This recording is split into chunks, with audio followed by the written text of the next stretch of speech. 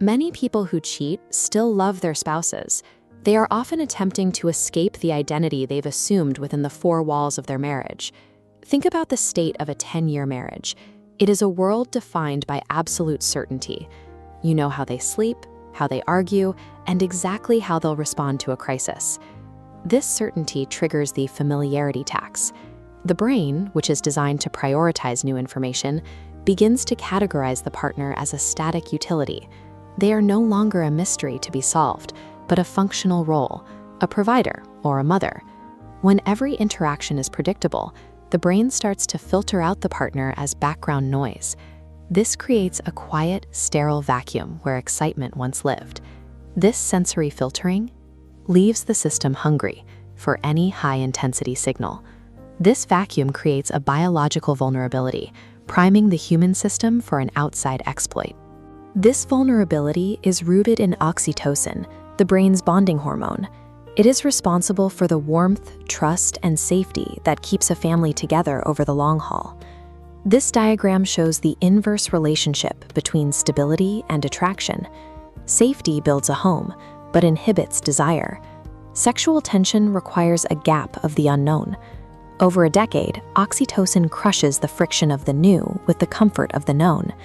The neurochemistry used to build a stable home eventually starves the mammalian brain of the tension it needs to feel truly alive. The hack of infidelity takes place in the mind long before it involves a physical act. It starts with a micro-validation loop.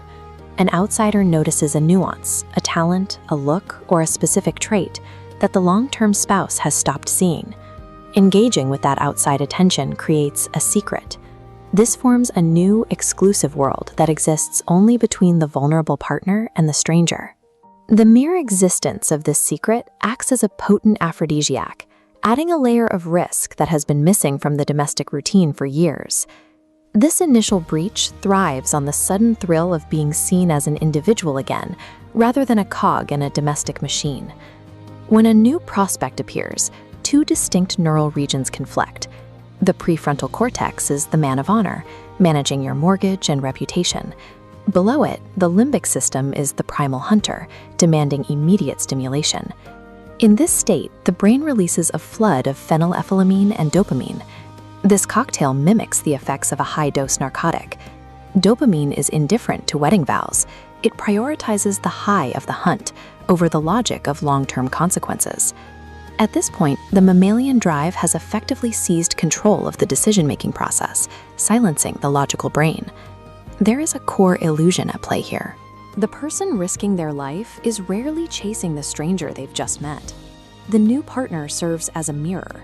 They reflect a version of the cheater that is vibrant and untamed, a version that has been buried under a decade of chores and bills.